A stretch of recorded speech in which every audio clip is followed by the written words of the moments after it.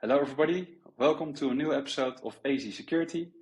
We had a short stop of the holiday break, but we're back in action. And today we have a special guest in our midst, and that's Esther. Esther, could you introduce yourself, please? Yes, I can definitely introduce myself. I'll keep it short. Usually I just say, for those of you who do not know me, I've been around in the Microsoft community for quite some years now. Started with end-user computing and slowly transitioned to more automated deployments of environment infrastructure. But nowadays I tend to call it more process automation and then operational side processes. That's quite a lot. Yes. Well, it's good to have you on the show. For everybody at home, today we're going to talk about secure and validate your Intune configuration policy, but then on the right way. Esther, can you take us with you in your story? Yes. So I prepared, well, I always call it like my journey through all the different capabilities, technologies that we have nowadays, especially well, it started with a customer question or maybe even more, trying to figure out easier, more efficient way to accommodate one of the Intune engineers that was having this huge Excel sheet and comparing policy settings within Intune and compare them to the CIS benchmark recommendations that are currently there. And they keep changing and updating those recommendations. Some engineers also keep changing and updating the policy settings. So it's like mix and match kind of exercise that sounds familiar. the engineer is doing, which is quite labor intense. And basically I wanted to challenge myself, also challenge Microsoft kind of, by presenting that use case to the engineers at Microsoft and see if this was something that we could maybe make a bit more smart, a bit more efficient by using AI and agents that are currently available within Security Copilot. So that's the whole background. Yes, yeah. So that's a lot of fun. So I'll just, I prepared some slides to accommodate my little journey the best way I remember all the different steps. So usually I start with that big question at my customers and saying, well, I realize it's now the era of AI and we need to make sure that we get all our agents up and running, and we even dive right into agentic AI, build all these smart workflows and see if that will help us maintain, manage our infrastructure and IT environments to the best of our capabilities. Right. But I like to start with, okay, maybe we need to figure out what the right tool for the right situation is. Coming from that automation or process automation background, that means that I still like to first look at it from an automated perspective, because for me, that means that you have those predefined tasks, you have very clear like decision moments, and you have specified each and every step that needs to be performed. For most operational tasks, that's preferable in my opinion, because that means that you have a predefined and also a very clear and repeated outcome each and every time you run that automated workflow. Obviously, with AI, we now have two different flavors or technologies that we also need to consider. And I have a lot of conversations with different architects at customers about adding what they call reasoning to the equation, which I think is very important because it will help even media, I think also the senior engineers, especially the juniors, to feel more confident, because we all know AI can be very confidently in failing also, but very confidently answering all the questions that you have. But it does help to better understand the data that is thrown at you as an engineer, the different settings that you see, the decisions that you have to make, and to get the right arguments for them. So I do see a lot of use cases, especially also the CIS benchmark use case, where it's about comparing that Intune settings against recommended settings, quickly find the differences, but also get some explanation of why certain differences or recommendations need to be implemented. So also from a risk assessment perspective, that seems very smart. So for me, it felt like a great use case to also look at the usefulness of agents. And if I'm looking at agentic AI, I still feel letting children loose in the candy store. So you're not entirely sure how hyper and bouncing around they will end up, probably giving you a lot more mess to clean up than be very efficient. But that's, once again, personal opinion, highly colored by my automation, very safe, predictable workflow processing.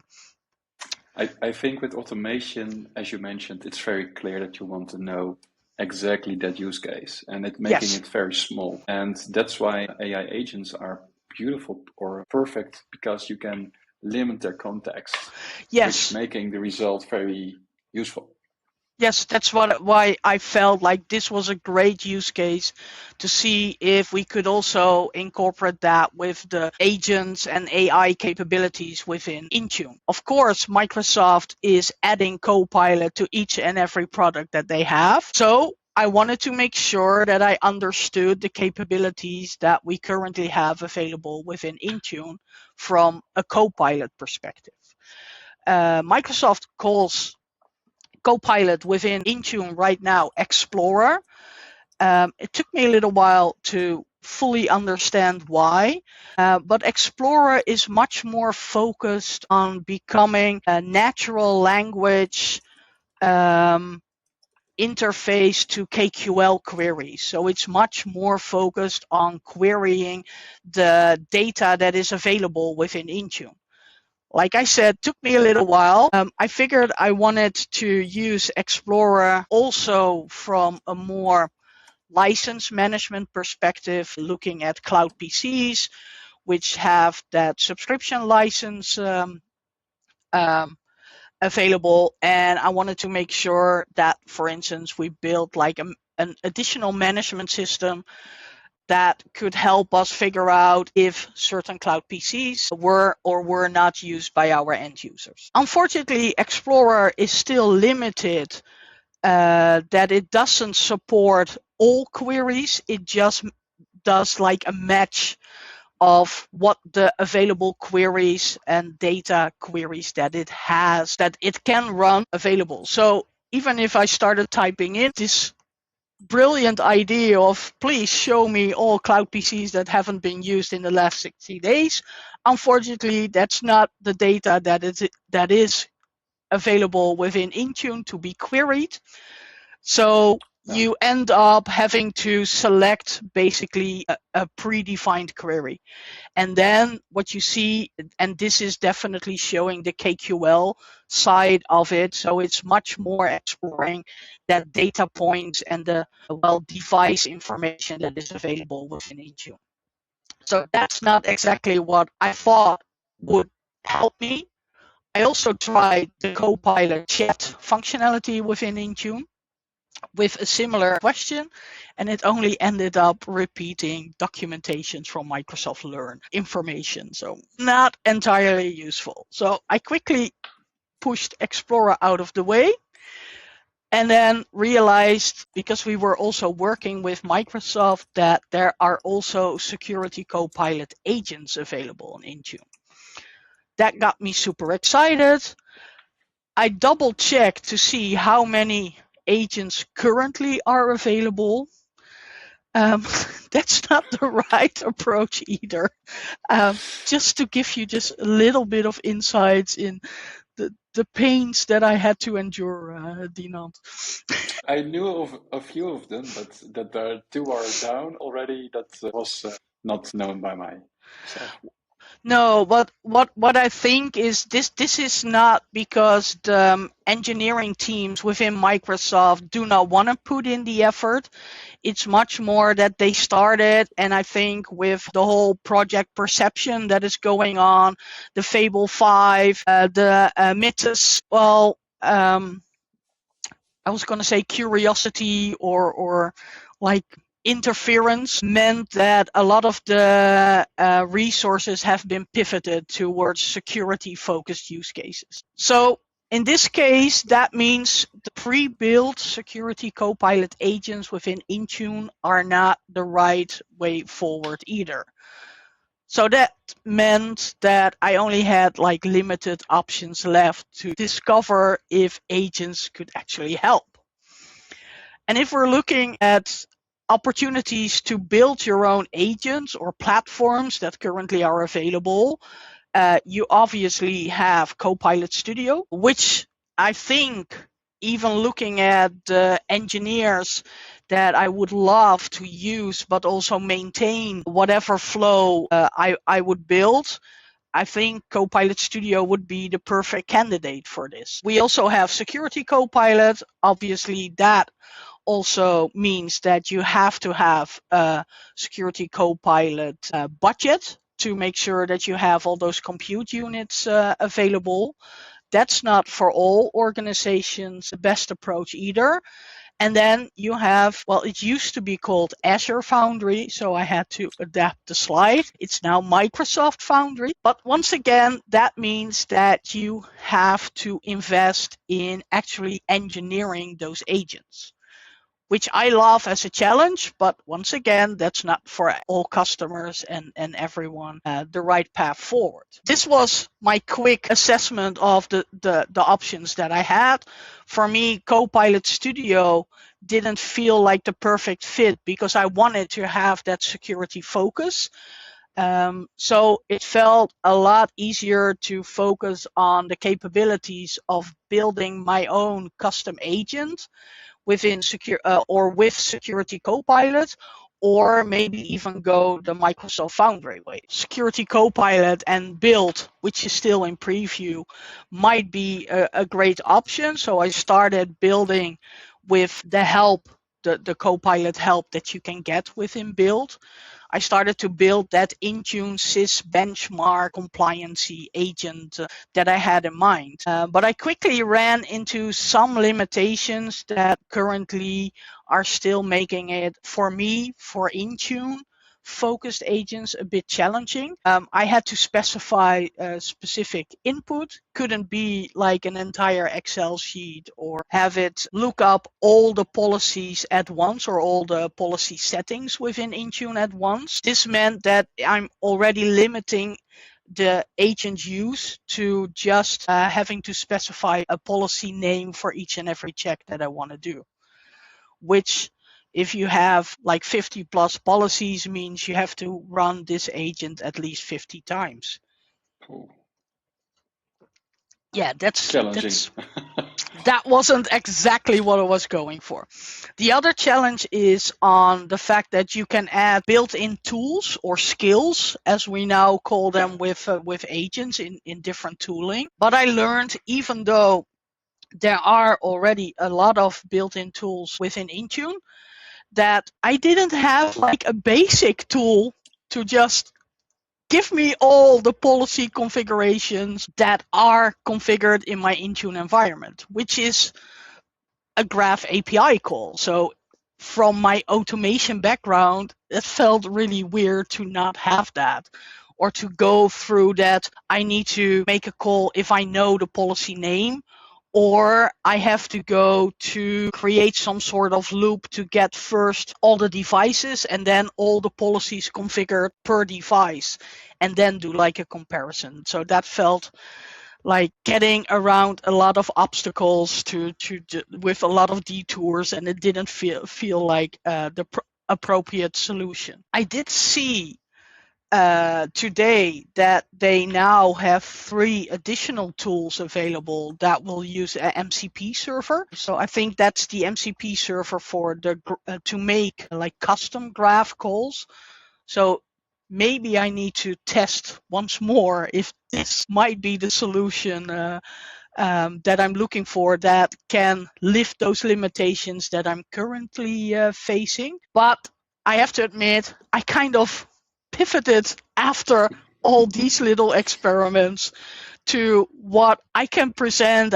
I'm super excited about today, which is that I found a platform Azure Foundry or Microsoft Foundry, that really gives me all that freedom to build my own custom agent and to share that even with the entire team within an organization through the Azure platform. So that felt like, okay, now finally I can at least get this idea, this use case that I have, and put it into an actual working agent to just prove that it can be done. First of all, it can be built. And second of all, to prove that that agent actually has added value to this use case instead of traditional automation, and to create that mix and match kind of activity on my own and just basically report on the differences and not add additional reasoning to it, which I feel that agent could really make it a much more fun exercise. Agree. Yeah. I'm very fortunate that within our community, especially also in the MVP, the Microsoft community, there are a lot of, great minds that already offer so much examples of how to build your own agent. And in this case, particularly the shout out to Yannick Reinhardt, who kind of already built like an Intune agent framework to use all those different API calls. So he already built like a nice tool set. So this is basically the architecture that he already was building that framework on. But the coolest part that really got me excited is that he already has different tools available. So he already built the Python functions to make those API calls and give the agent access to all that data within Intune. And especially this one felt like, oh, that's my missing tool. So I'm not super fluent in Python. Actually, I have to admit that I used AI myself to make sure that I could build or extend the framework that Yannick already built. So with the help of AI, I built my little required extensions to his agent. So what I did is, first of all, he already had all those graph API calls in his Python tool set. I extended that because those of us who are familiar with Intune and Intune policies know that you have different policy settings like administrative templates or settings catalogs, or I think there's even a third one with the OMA URIs. I had to extend his existing API call because it didn't distinguish between those three different policy settings. So now it does. So that's good news for both Yannick and me, because I enriched the original framework and tool. But I also created a new kind of tool set specifically for those CIS benchmarks, which is in the Intune benchmark PI function or library. And to make sure, because obviously we're now all super focused on our token consumption within AI, I quickly learned that an agent or an LLM is not very efficient if we feed it PDF files. So the easiest way to download the CIS benchmark recommendations is through the PDF, or you have to wait for some other very community enthusiasts to already put that into Intune and then export it as like a JSON export to get the JSON file. So with the help of AI, I got it to build me a small function that translates the PDF to a JSON file myself with all the settings and all the recommendations in it, which is pretty cool. I wrote a blog post about how AI dealt with the fact that PDF had a table of content that it had to ignore and then find the different headers in the PDF itself to process it. I built a function that basically translates whatever is with each CIS benchmark recommendation setting, each section, into a simple JSON file, because an agent can quickly index that and use it with way less token consumption than the original PDF file. And this also means that I kind of can split up that I only have to run the Python script once for each new version of the PDF, and then still have that agent just focus on the JSON file that is available. So if there's a new PDF version, there will be a new JSON file version as well that the agent can actually use. Nice. And then maybe we can switch to some live demos, but I'm not sure if it's super excited. But the cool part that I loved about building this is that with VS Code, you have those additional extensions that you can use. Obviously, also to get your Copilot or your, in my case, Claude extension included, so you can help get the AI help to build your agent. But in my case, it also helped me to test run it locally, what all the Python script functionality was doing. So in this case, this is a screenshot of starting the agent locally on my machine from the VS Code terminal. And then when it's complete, so basically it means I'm running in a container, the virtual environment, running that agent in it. And I can easily query it to, in my case, check a specific policy that I have in Intune as a test case that helps me to check if the agent is hallucinating or not, because I know this one definitely is not compliant with the CIS benchmark. So that's the first step, just testing the different Python functionality and see if it works. In the background, it is communicating with one of the models, I think GPT-4 model that is hosted on Azure Foundry or Microsoft Foundry. So that's the actual link that is still, or that still needs to be in place and configured.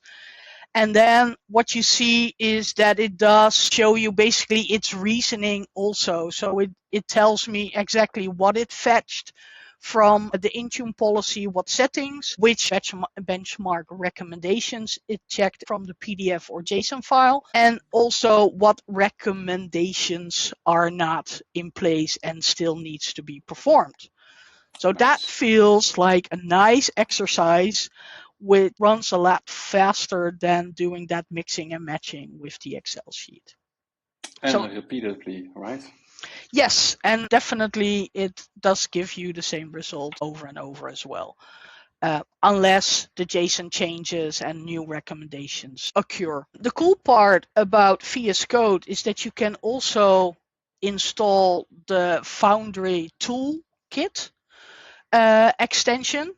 And that means that I can now, so what I did was take or have basically the same container with all the Python scripts in it, hosted as a hosted agent on Microsoft Foundry, and then use that toolkit to quickly go to the hosted agent playground and test that specific agent run that I pushed to Foundry, so to speak.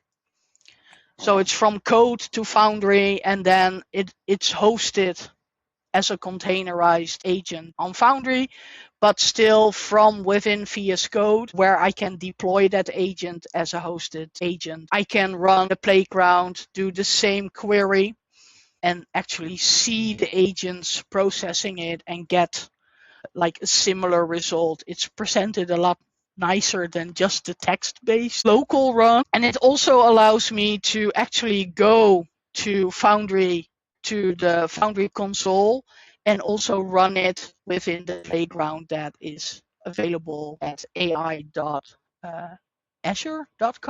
Still Azure. Yes, yeah. So this is actually where you have your modules available. You have that agent actually sitting there. So that's just the proof to see that I double checked, it's still running today. The cool part is if you also get the option if to not just publish it, but for instance, to preview the web application that Foundry can create for you. And then you actually have a web interface for that same agent. Oh, nice. Yeah. And this is the name.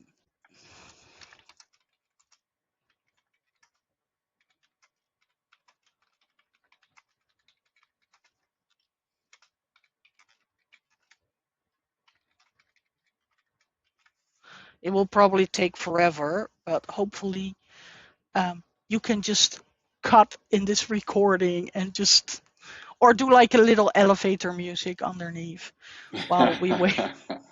We wait for this to. I'll just quickly go back. I want to give the audience or share with the community. I learned to realize is that not everyone gets super excited about building their own custom agent. And if I'm really honest, I have to admit, I also felt very nervous about having to code in Python, which I definitely see as a new challenge or a new language to learn, but also trying to figure out how Microsoft Foundry works and how to configure it. That also is a journey on its own, which I might share in some podcast in the future. When I'm finally ready to do that. But what I wanted to basically say is that instead of running around with imposter syndrome, I just found a really nice friend called Claude that definitely helps me a lot. As I mentioned, it directed me to that Foundry toolkit in VS Code. It also helped me to set up Claude Code in VS Code. And so you have everything come together in one IDE and or one interface, one console, and get all the help you get to be successful. And with that little elevator pitch, as you can see, it definitely is an agent that can make work a lot easier.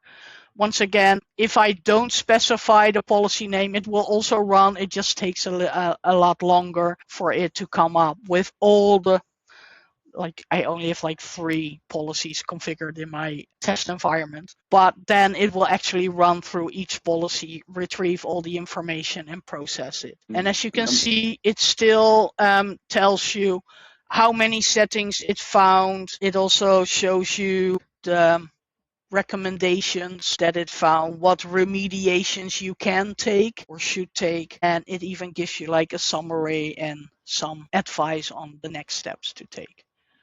With the framework that Yannick and the toolset that Yannick already built, it can even make those changes for you. But I haven't tested that yet because I already was super excited that this worked. Yeah, I can imagine. And 2 questions. Yep. One, if it's done with the scan, does it say compliance or does it always say this is the best recommendation? Does it really check your status? Oh, yes. Well, it retrieves your Intune data, so your policy settings. And what it does is for each setting that it retrieves from Intune, it checks if there's a CIS recommendation. And I think it even says this is the recommended setting and these are the actions that you need to change. I very quickly say, let me scan. Because I know not all settings are extracted. Well, not all settings are non-compliant. That's the word I was looking for. Okay. So it will only tell you these settings. All right. And for the agents, did you set a managed identity? How does he retrieve those data? Oh, that's the tricky question. I would love to say that it's a managed identity, but I just still used an app registration or a service principal. Right. Right. So that's one of the challenges that I learned with Foundry. So Claude helped me to figure out with Python and the virtual environment with my local testings how to set environment variables with the service principal, the client ID, and the client secret. Mm-hmm. And then after a long night's sleep, I realized I totally had not understood how that works in Foundry. I told Claude, please undo all the changes that I let you do yesterday because the code was not working in Foundry. and it was working locally because I simply had not configured the environment variables correctly. But if you publish your code as a hosted agent on Foundry, actually you can specify like a setup file, a Foundry agents file, I think. You can set up all the environment variables that you want to have pushed once the agent is started. So these are the environment variables that will be configured in your container. Right. Yeah, that's totally true. And I just discovered today that you can even make changes in Foundry itself through this interface. Because my first challenge was, or I wanted to build it with the Foundry console, but quickly learned that I needed to write the agent code and then deploy it as a hosted agent. Because the complexity of the agent that I wanted to use is not available as like easy building blocks within Foundry. So you had to go the coded way. Well, at least you have shown a beautiful demonstration. Also a beautiful presentation. Love the idea to see your journey. I think a lot of people are having those currently. Yes. Or are in the middle of it. If I would wrap our session up in a one-liner, what would that be? Wow. Gee, that's a tough one, to be honest. Well, I loved how basically your podcast is learn by doing.